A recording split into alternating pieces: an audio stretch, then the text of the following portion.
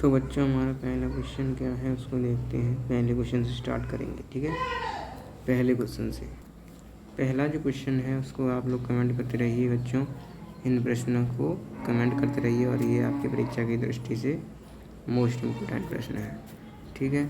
चलिए पहले और सेकंड का कमेंट करिए आप सब लोग, मतलब आप कमेंट करते रहिए। बगल में मेरे कैमरा चल रहा है, मैं उसमें आपकी कमेंट भी पढ़ रहा हूँ। तो आपका ये नहीं कि आप सर आपकी कमेंट नहीं पढ़ रहे, कमेंट भी पढ़ रहे और आप इसका आंसर जो है दीजिए। देखिए बच्चे कुछ बहुत सारे बच्चे देने लगे हैं ए। चलिए तो स्टार्ट करते हैं, ठीक है, आज के सेशन को। क्या पहला प्रश्न है, वियना की संधि 1815 ईस्वी की बात हो रही है। वियना की संधि 1815 ईस्वी के बाद लोवार्डी एवं वेनेशिया पर किसका अधिकार हो गया? तो वियना की संधि 1815 ईस्वी में हुई थी, है ना। तो उसके बाद जो है लोवार्डी एवं वेनेशिया पर किसका अधिकार हो गया? तो ऑस्ट्रिया का अधिकार हो गया था, ठीक है। जर्मनी के एकीकरण में मुख्य भूमिका किसकी थी? तो जर्मनी के एकीकरण में मुख्य भूमिका किसकी थी? ऑटो वॉन बिस्मार्क की थी, ठीक है, ठीक है। अगले पर चलते हैं। अगला प्रश्न क्या है, अगर आपके बच्चों PDF चाहिए तो आप मुझे बता देना, लिंक दे दूंगा डिस्क्रिप्शन में, कमेंट कर देना मुझको, ठीक है। इसकी लिंक आप जैसे कमेंट करेंगे उसके जो है 2-3 घंटे बाद या फिर मतलब जब जैसे ही मैं कमेंट देखूँगा तुरंत आपकी वीडियो मतलब उस पर दे दूँगा और आप वहाँ से डाउनलोड कर सकते हैं, ठीक है। क्या है, प्रसा के राजा विलियम प्रथम को, जो प्रसा के राजा हैं विलियम प्रथम, है ना, तो उनको जर्मनी का सम्राट कब घोषित किया गया?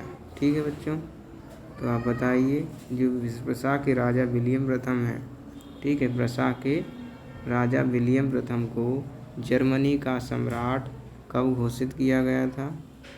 तो प्रसा के राजा विलियम प्रथम को जर्मनी का सम्राट कब घोषित किया गया था? जनवरी 1871 में, जनवरी 1871 में किया गया था। बिस्मार्क ने किस नीति द्वारा जर्मनी के एकीकरण में सफलता पाई? तो बिस्मार्क ने लौह एवं रक्त नीति द्वारा, ठीक है, सफलता पाई एकीकरण में, ठीक है। क्रीमिया का युद्ध कब हुआ? तो क्रीमिया का युद्ध कब हुआ? क्रीमिया का युद्ध 1854 ईस्वी में हुआ। क्रीमिया का युद्ध 1854 ईस्वी में हुआ। अगला प्रश्न है, विलियम प्रथम 1861 ईस्वी में कहाँ का शासक बना? तो जो विलियम प्रथम है हमारा 1861 ईस्वी में कहाँ का शासक बना था? तो प्रसा का शासक बना था, ठीक है। निम्नलिखित में से किसने इटली के एकीकरण को संभव बनाया? तो निम्नलिखित में से इटली के एकीकरण को संभव बनाया है किसने? हमारे मेजिनी ने, गैरीबाल्डी ने और काबुर ने, यानी कि बोले तो ये सभी ने, ठीक है। राइट आंसर क्या हो जाएगा? ये सभी, ठीक है। साइमन कमीशन का विरोध करते हुए निम्नलिखित में से कौन पुलिस की लाठियों से के प्रहार से शहीद हो गए? तो पुलिस की लाठियों से जो हमारे शहीद हो गए थे वो थे लाला लाजपत राय जी, लाला लाजपत राय जी, ओके। अगला है, हमारा प्रश्न क्या, भारतीय राष्ट्रीय कांग्रेस ने पूर्ण स्वराज प्राप्त करने का लक्ष्य कब घोषित किया? तो ये तो आपको आंसर पता ही चल पा रहा है ना। 9 का कौन सा आंसर सही हो जाएगा? बी।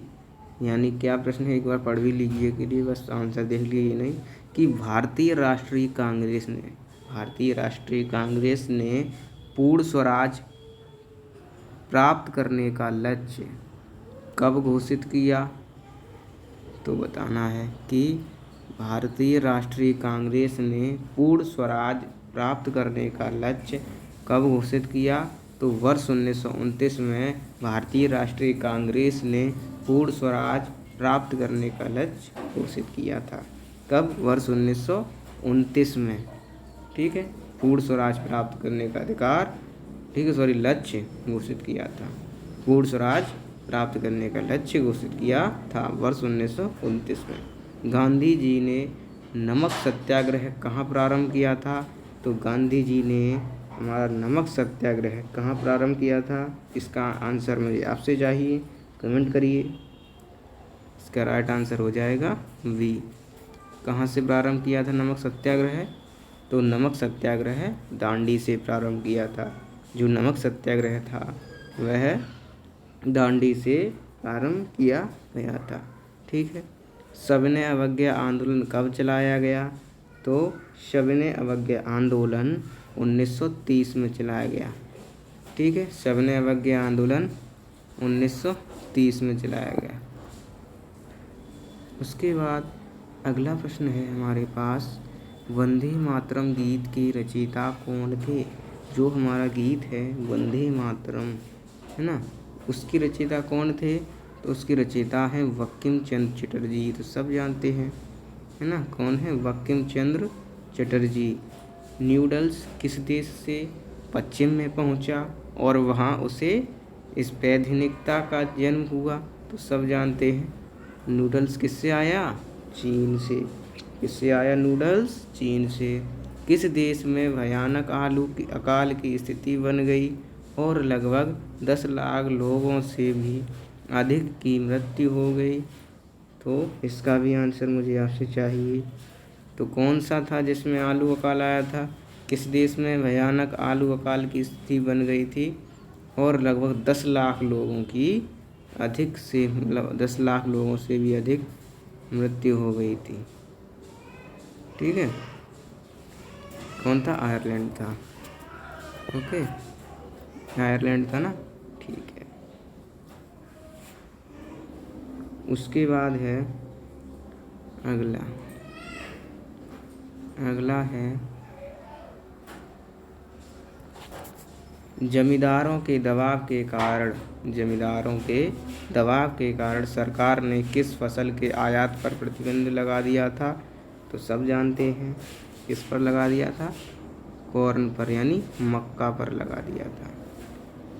वैश्विक कृषि अर्थव्यवस्था का विकास किस वर्ष हुआ? तो वैश्विक कृषि अर्थव्यवस्था का विकास किस वर्ष हुआ? वैश्विक कृषि अर्थव्यवस्था, ठीक है। तो वैश्विक कृषि अर्थव्यवस्था का विकास हमारा हुआ था 1890 ईस्वी में। वैश्विक कृषि अर्थव्यवस्था, ठीक है। वैश्विक कृषि अर्थव्यवस्था का विकास, है ना, किस वर्ष हुआ था? वर्ष 1890 ईस्वी में। 1890 ईस्वी में। 19वीं शताब्दी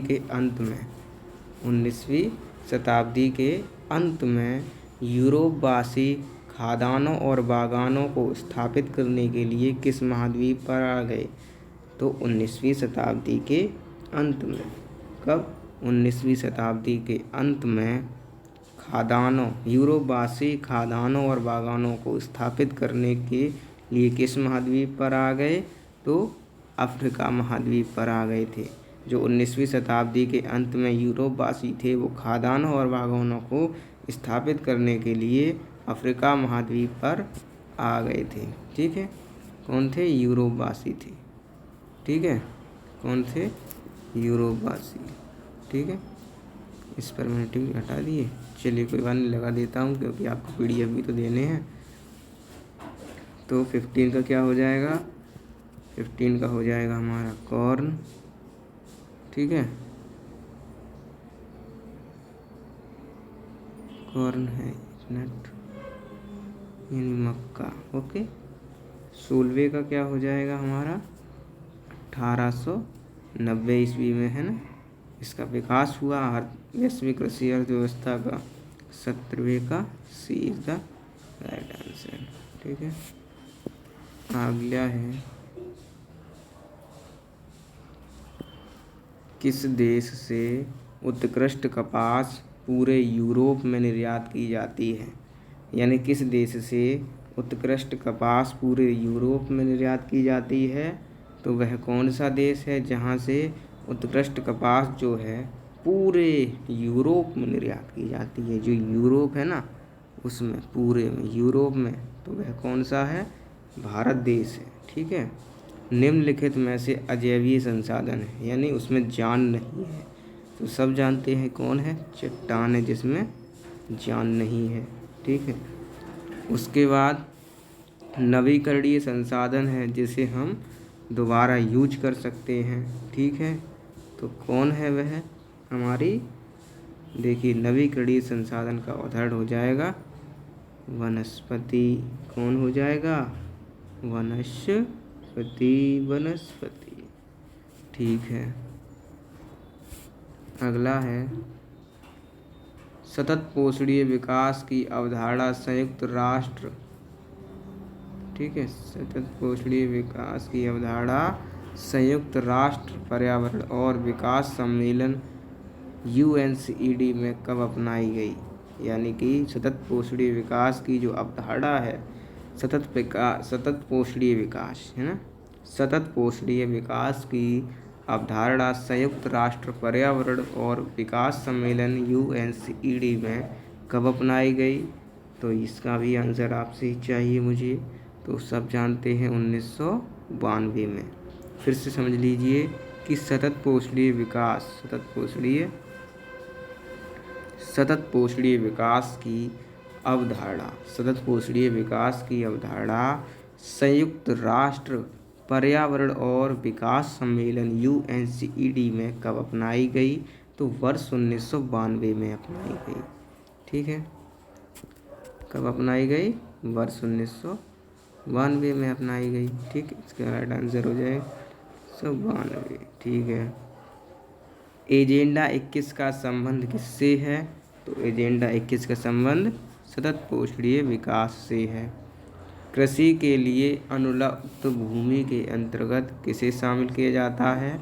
तो चारागाह भूमि, बंजर भूमि और परती भूमि, ये सारी है ना, तो किसके अंतर्गत आती हैं? कृषि के लिए अनुपलब्ध भूमि। ठीक है। उसके बाद अगले पर चलते हैं। अगला है हमारा भारत में किस प्राकृतिक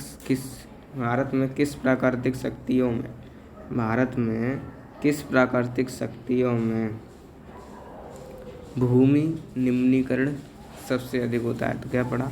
भारत में किस प्राकृतिक शक्तियों से भूमि निम्नीकरण सबसे अधिक होता है? यानी शक्ति की बात की तो राइट आंसर क्या हो जाएगा? जल। निम्न में से कौन प्राकृतिक उपहार है? तो प्राकृतिक उपहार कौन है? भूमि है हमारी प्राकृतिक उपहार। लाल पीली मिट्टी पाई जाती है, जो लाल पीली मिट्टी है वह कहाँ पाई जाती है? तो लाल पीली मिट्टी मालवा प्रदेश में पाई जाती है। लाल और पीली मिट्टी मालवा प्रदेश में पाई जाती है। ठीक है। जलोढ़ मृदा का निर्माण होता है। जलोढ़ मृदा का निर्माण किससे होता है? तो जो जलोढ़ मृदा है वह नदियों से बनती है। किससे बनती है? नदियों से। निम्नलिखित में से कौन सी मृदा कपास उत्पादन के लिए सर्वाधिक उपयुक्त है? तो जो हमारी काली मृदा है वो कपास के उत्पादन के लिए। किसके लिए? कपास। क्या बोलते हैं? अरे काली मृदा, ये जो है निम्नलिखित में से कौन सी मृदा कपास, यानी कपास बोले तो रुई। ठीक, क्या रुई तो चारों ओर हो जाती है ऐसे ऐसे। ठीक है, कुछ भी बोल लो। क्या कपास के लिए उपयुक्त है काली मृदा। ठीक। निम्नलिखित में से कौन सी मृदा चाय की खेती के लिए उपयुक्त है? तो चाय की खेती की बात करेंगे तो हम लोग आ जाएंगे पर्वत की तरफ, पर्वतीय मृदा। ठीक। उसके बाद आते हैं निम्नलिखित में से सुंदर वन कहाँ पाए जाते हैं? तो सुंदर वन कहाँ पाए जाते हैं? गंगा डेल्टा में पाए जाते हैं। वनों पर आधारित उद्योग है। वनों पर आधारित उद्योग कौन से? माचिस उद्योग है। भारत के प्रथम नेशनल पार्क की स्थापना किस वर्ष हुई? तो भारत के प्रथम नेशनल पार्क की स्थापना वर्ष 1936 में हुई। कमेंट करते जाइए बच्चों, मैं आपके पढ़ रहा हूँ। बिल्कुल बहुत सारे बच्चे सही सही आंसर थे। देखिए अमित दैया है ना, अमित वर्मा, आकाश शर्मा, विनोद, ये सारे लोग सही दे रहे हैं बिल्कुल मेरे साथ साथ। जैसे देखिए इसके सारे के 3 और 2 के आंसर आ चुके हैं। बिल्कुल सही 33 का ये हो जाएगा कि किस तिथि को विश्व पर्यावरण दिवस मनाया जाता है, तो 5 जून का। जिसको भी आता है तो कमेंट करते रहिए, है ना, आप जो है कमेंट करते रहिए। मैं भी तो देखूँ मेरे बच्चे क्या क्या पढ़ते हैं, ठीक है।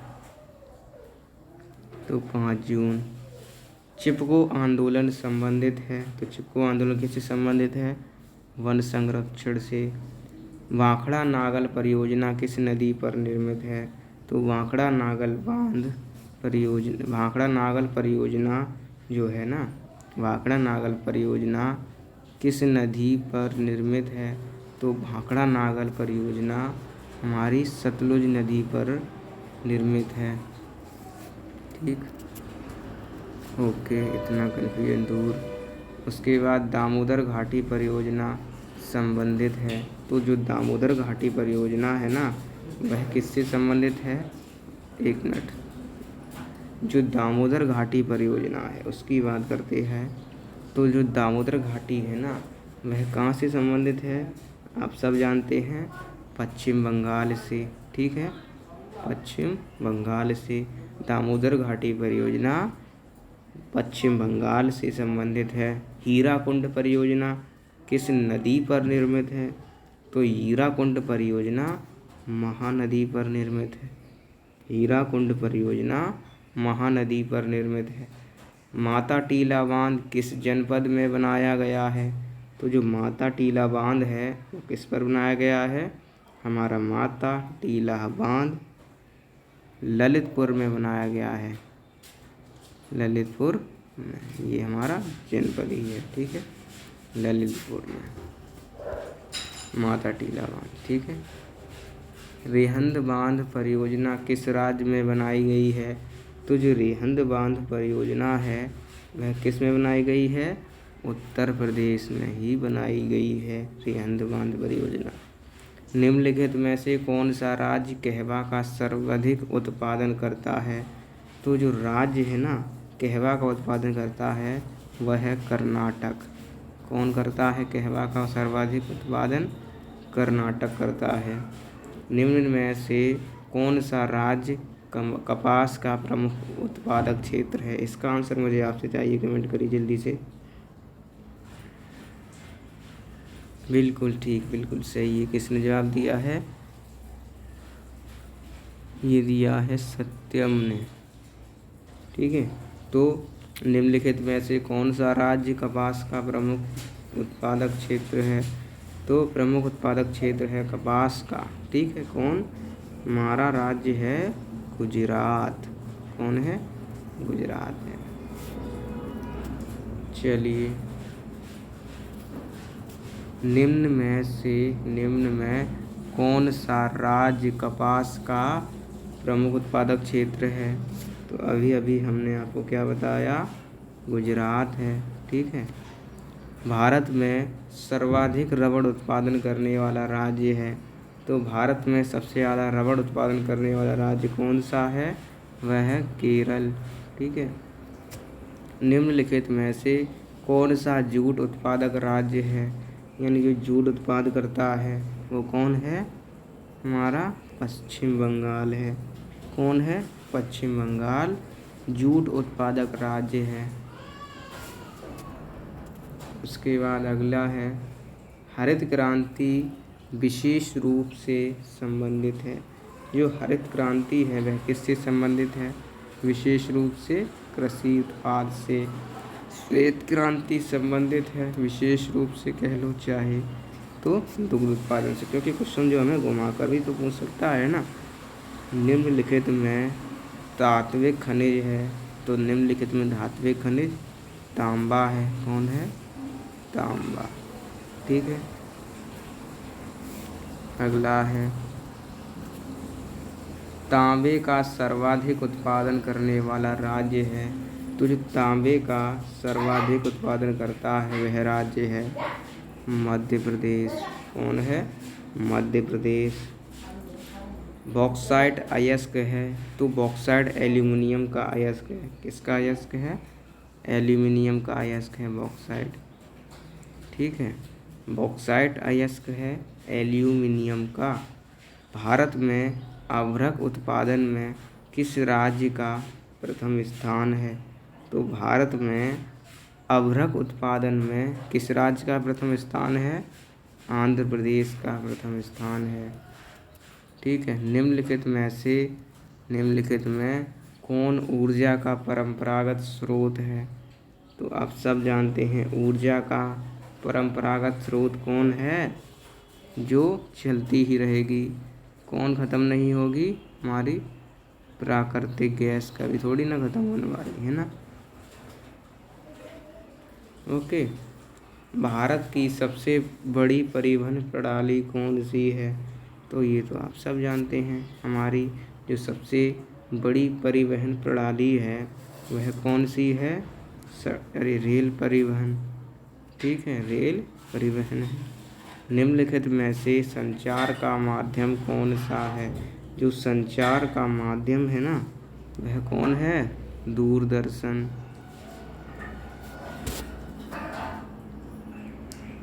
उसके बाद है निम्नलिखित में से कौन सा समूह भारत का निर्यात दर्शाता है?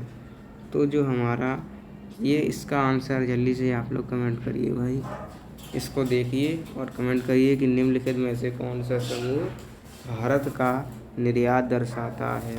अगला है भारतीय निर्यात व्यापार की वस्तु है। तो जो भारतीय निर्यात व्यापार की वस्तु है वह कौन है? चाय है। भारतीय निर्यात व्यापार की वस्तु कौन है? चाय है। ठीक है, ओके। अब मैं इसका आंसर बता देता हूँ। बहुत सारे बच्चों ने कमेंट किया है, कुछ का सही है कुछ का गलत है। ठीक है, कुछ का सही है कुछ का गलत है। तो 54 का राइट आंसर क्या हो जाएगा? वी वाला राइट आंसर हो जाएगा। तो निम्नलिखित में से कौन सा समूह भारत का निर्यात दर्शाता है? तो मैंगनीज। ठीक, चाय, चमड़े का सामान। ठीक, उसके बाद है लोकतंत्र में संपूर्ण राजनीतिक शक्ति का मूल स्रोत होता है। तो लोकतंत्र में कौन मूल स्रोत होता है राजनीतिक शक्ति का? आप सब जानते हैं कौन? जनता। ठीक, सरकार के विभिन्न अंग हैं। तो सरकार के विभिन्न अंग कौन कौन से हैं? यानी कि ये जो है व्यवस्थापिका भी है, कार्यपालिका भी है, न्यायपालिका भी है। ये किसके अंग हैं? सरकार के तो हैं, यानी कि ये सभी। ठीक, विधायिका द्वारा बनाए कानूनों पर नियंत्रण रखते हैं। जो विधायिका हमारे नियम बनाती है, ठीक है, उस पर जो हमारा नियंत्रण रखती है वह कौन रखती है? न्यायपालिका रखती है। विधायिका द्वारा, है ना, विधायिका द्वारा बनाए गए कानूनों पर नियंत्रण रखते हैं। कौन रखती है नियंत्रण? न्यायपालिका रखती है। अगला है सत्ता या शक्ति का ऊर्ध्वाधर विभाजन पाया जाता है। सत्ता या शक्ति का ऊर्ध्वाधर विभाजन पाया जाता है। किस में पाया जाता है? बेल्जियम में पाया जाता है। ठीक है, किस में पाया जाता है? बेल्जियम में। उच्चतर तथा निम्नतर स्तर की सरकारें के बीच सत्ता के बंटवारे को कहा जाता है। उच्चतर तथा निम्नतर स्तर की सरकारों के बीच सत्ता के बंटवारे को कहा जाता है। यानी उच्चतर हो और निम्नतर हो, इसकी स्तर की सरकारें के बीच अगर सत्ता का बंटवारा होता है तो उसको हम लोग क्या कहते हैं? ऊर्ध्वाधर वितरण। ऊर्ध्वाधर वितरण। निम्नलिखित में से कौन समवर्ती सूची से संबंधित है? तो जो समवर्ती सूची से संबंधित है वो कौन है? कमेंट करिए इसका जल्दी से आंसर। चलिए मैं बता देता हूँ। 61 का राइट आंसर क्या हो जाएगा? शिक्षा भी है समवर्ती सूची में, वन भी है भाई, और मजदूर भी संघ है, यानी कि ये सभी इज द राइट आंसर। ठीक, उसके बाद अगला प्रश्न है, भारतीय राज्यों में से किसके पास अपना स्वयं का संविधान है? वो आप सब जानते हैं भाई, किसके पास स्वयं का संविधान है, किस राज्य के पास है? तो किसके पास है? जम्मू कश्मीर के पास। ठीक है, किसके पास? जम्मू कश्मीर के पास। भारत में कुल कितने संघीय राज्य हैं? तो सबको पता है 28। वर्ष 1968 में ओलंपिक मुकाबले किस देश में हुए? तो वर्ष 1968 की बात कर रहा है बच्चों, बिल्कुल कन्फ्यूजन नहीं कि वर्ष 1968 में ओलंपिक मुकाबले किस देश में हुए थे? तो मैक्सिको में हुए थे। ठीक,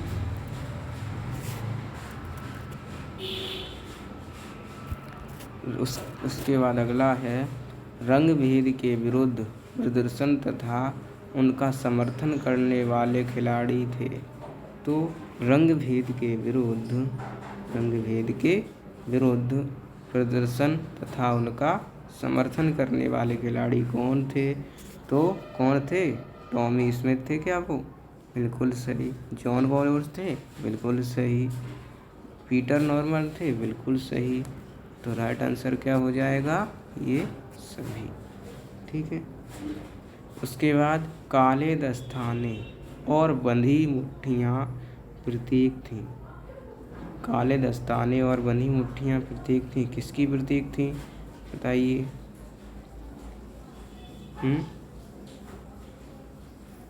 किसकी प्रतीक थी? सब जानते हैं, अश्वेत शक्ति की प्रतीक थी काले दस्ताने और बंधी मुट्ठियाँ।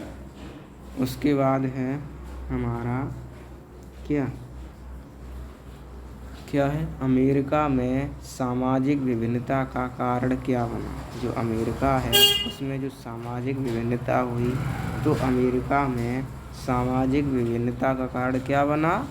श्वेत तथा अश्वेत का अंतर। श्वेत तथा अश्वेत का अंतर। उसके बाद अगला है, अमेरिका में सामाजिक विभिन्नता का कारण क्या बना? अमेरिका में, जो अमेरिका है ना, उसमें सामाजिक विभिन्नता का कारण क्या बना? देखिए, फिर से वही प्रश्न रिपीट हो गया क्योंकि ये इम्पोर्टेंट है। ठीक, श्वेत तथा अश्वेत का अंतर।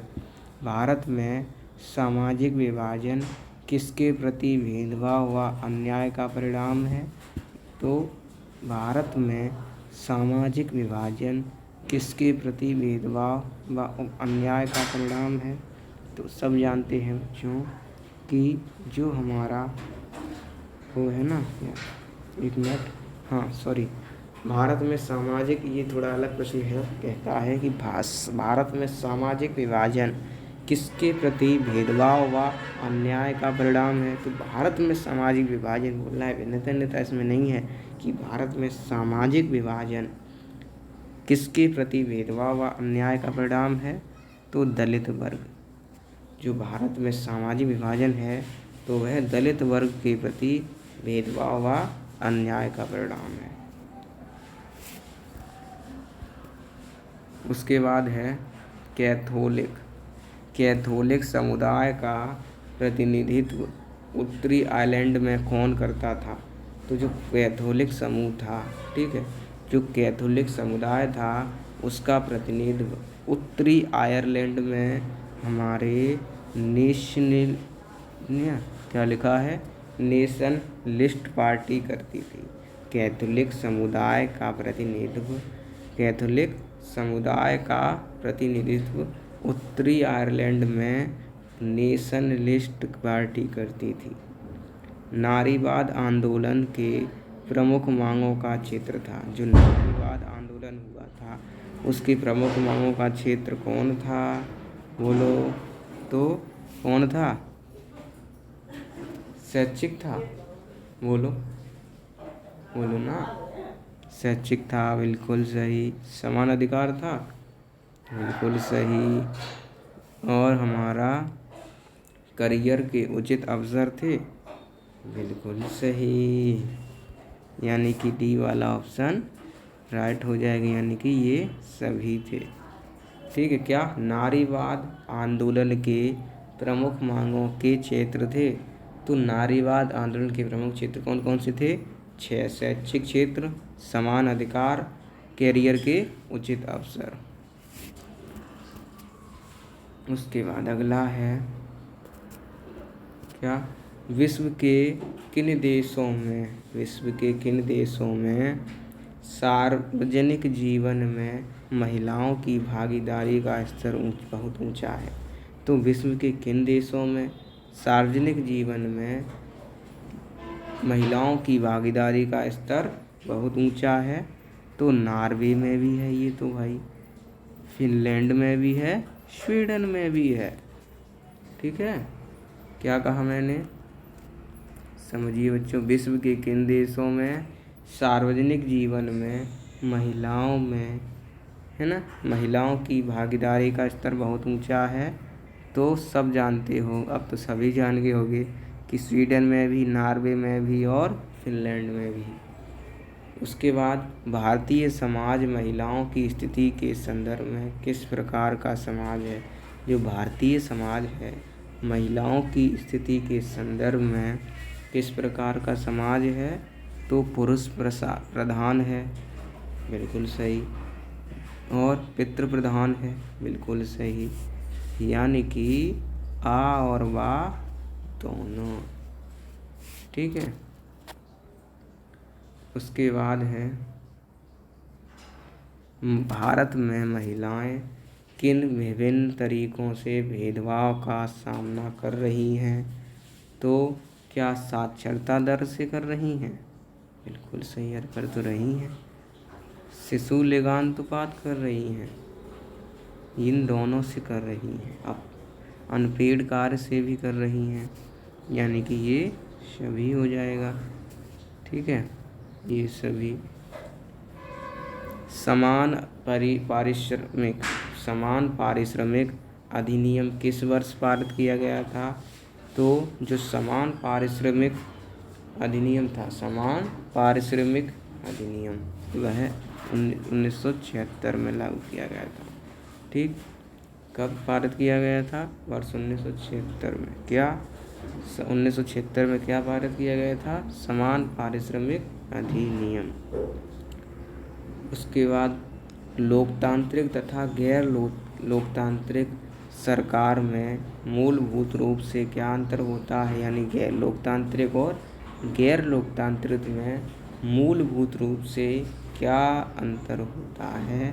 तो नियमित सरकार, निष्पक्षता और पारदर्शिता, बिल्कुल सही, यही तो अंतर होते हैं ना, तो कहेंगे ये सभी। अगला है देश के सभी कानून नागरिकों के प्रति समान रूप से लागू होते हैं। देश के सभी कानून नागरिकों के प्रति समान रूप से लागू होते हैं। ये किस प्रकार की सरकार के लक्षण हैं? तो लोकतांत्रिक सरकार के लक्षण हैं। लोकतंत्र में सभी व्यक्तियों को उनके प्रतिनिधि चयन का अधिकार है। लोकतंत्र में सभी व्यक्तियों को, जो लोकतंत्र है उसमें सभी व्यक्तियों को उनके प्रतिनिधि चयन का अधिकार है। तो प्रतिनिधि चयन का अधिकार है। ठीक, किसको है? समग्र विकास को। ठीक, लोकतंत्र में सभी व्यक्तियों को उनके प्रतिनिधि चयन का अधिकार है। ठीक, बहुमत के शासन का क्या अर्थ है?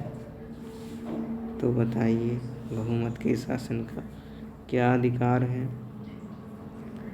तो यहाँ पर एक ऑप्शन होना चाहिए, पहले इसको बिगाड़ देता हूँ, रुकिए,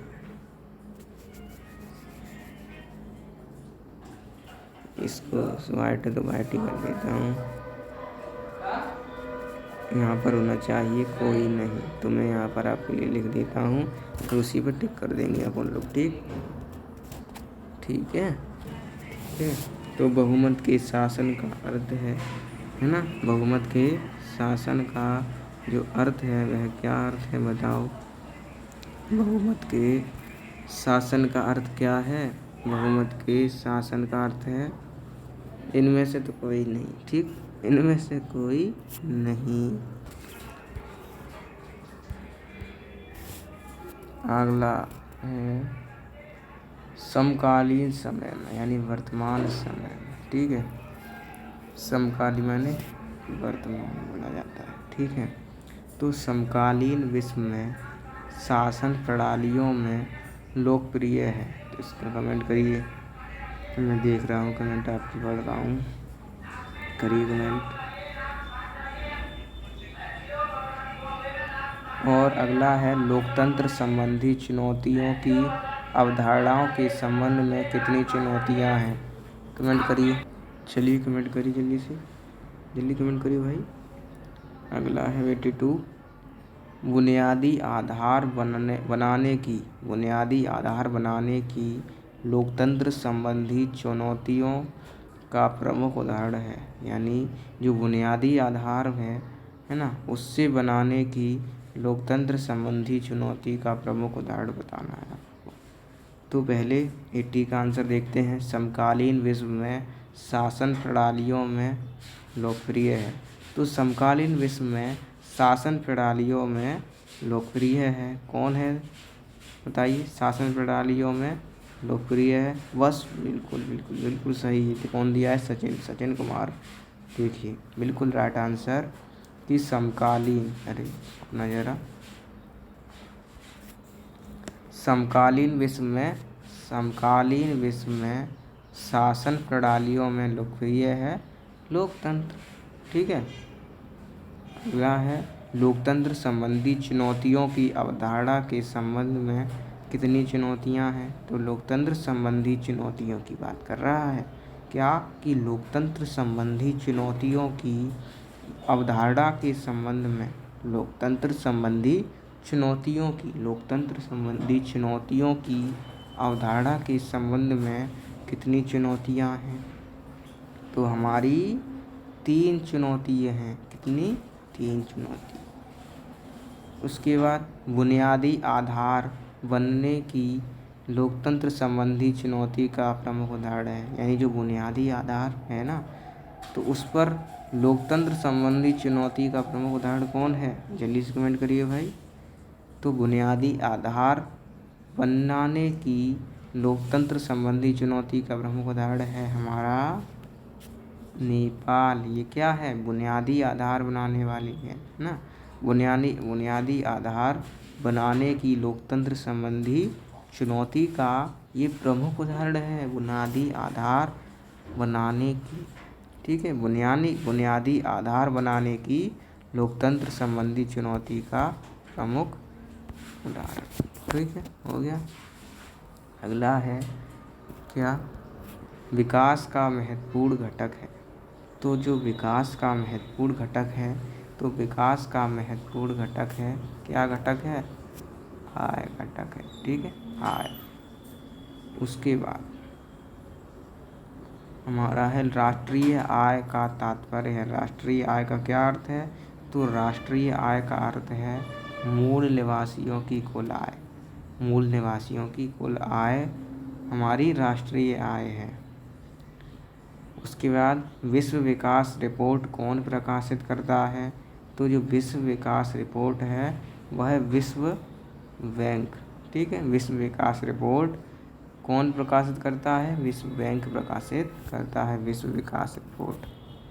उसके बाद है मानव विकास रिपोर्ट किसके द्वारा प्रकाशित की जाती है? तो मानव विकास रिपोर्ट UNDP के द्वारा प्रकाशित की जाती है। मानव विकास रिपोर्ट UNDP के द्वारा प्रकाशित की जाती है। UNDP किन मापदंडों के आधार पर मानव विकास रिपोर्ट को प्रकाशित करती है? तो वह जीवन प्रत्याशा के रूप में, ठीक है, उसके आधार पर मानव विकास रिपोर्ट प्रकाशित करता है जीवन प्रत्याशा के आधार पर, ठीक है, UNDP। वस्तुओं व सेवाओं का सृजन किसके अंतर्गत होता है? तो वस्तुओं व सेवाओं का सृजन हमारा तृतीय क्षेत्र के अंतर्गत होता है, ठीक है, वस्तुओं व सेवाओं का सृजन।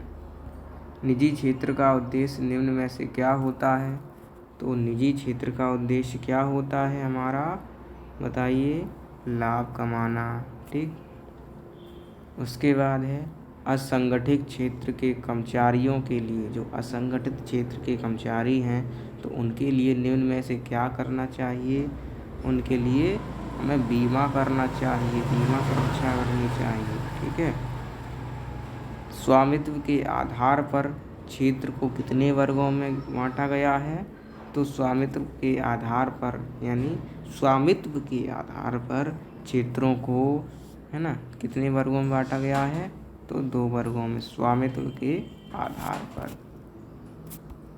उसके बाद है अर्थव्यवस्था के सार्वजनिक तथा निजी क्षेत्र निम्नलिखित में से किस आधार पर विभाजित किए गए हैं? यानी जो सार्वजनिक और निजी क्षेत्र है ना, वह किस आधार पर हमारे विभाजित किए गए हैं? तो हमारे उद्यमों के स्वामित्व पर हमारे जो है विभाजित किए गए हैं, उद्यमों के स्वामित्व पर, ठीक है। निम्नलिखित में से कौन सा उदारीकरण का उद्देश्य नहीं है? उदारीकरण का उद्देश्य नहीं है तो प्रत्यक्ष विदेशी निवेश को आकर्षित करना। जो प्रत्यक्ष विदेशी निवेश है ना, लाभ यानी कि रुपया जमा करना, उदारीकरण का तो भाई है उद्देश्य, ठीक है। बाजारिक प्रतिस्पर्धा को बढ़ाना, यानी बाजार में भी लाभ कमाना, यानी बाजारिक प्रतिस्पर्धा को बढ़ाना, ये भी उसका उद्देश्य है। और लाइसेंसिंग प्रणाली समाप्त करना, ये भी उनका उद्देश्य है।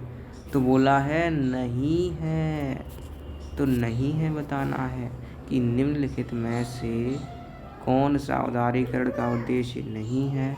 तो सार्वजनिक उपक्रमों का विनिवेश, सार्वजनिक उपक्रमों का विनिवेश जो है, सार्वजनिक उपक्रमों का विनिवेश उदारीकरण का उद्देश्य नहीं है। कौन सा? सार्वजनिक उपक्रमों का विनिवेश, सार्वजनिक उपक्रमों का विनिवेश।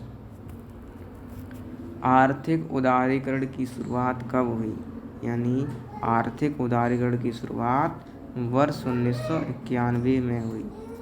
आर्थिक उदारीकरण की शुरुआत वर्ष 1991 में हुई।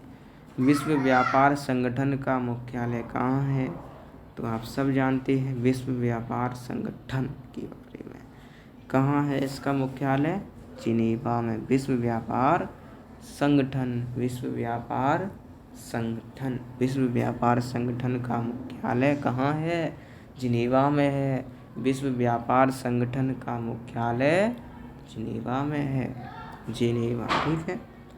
उसके बाद सर्वप्रथम विश्व व्यापार संगठन, यानी सबसे पहले विश्व व्यापार संगठन किसके द्वारा शुरू किया गया? तो विकसित देश द्वारा हमारा सर्वप्रथम विश्व व्यापार संगठन स्टार्ट किया गया था, ठीक है। उसके बाद है बहुराष्ट्रीय कंपनियों का उद्देश्य निम्न में से क्या होता है? सब जानते हैं क्या होता है बहुराष्ट्रीय कंपनियों का उद्देश्य? लाभ कमाना, ठीक। उसके बाद वैश्वीकरण में मुख्य भूमिका निभाता है। तो वैश्वीकरण में मुख्य भूमिका कौन निभाता है? बहुराष्ट्रीय कंपनी निभाती है।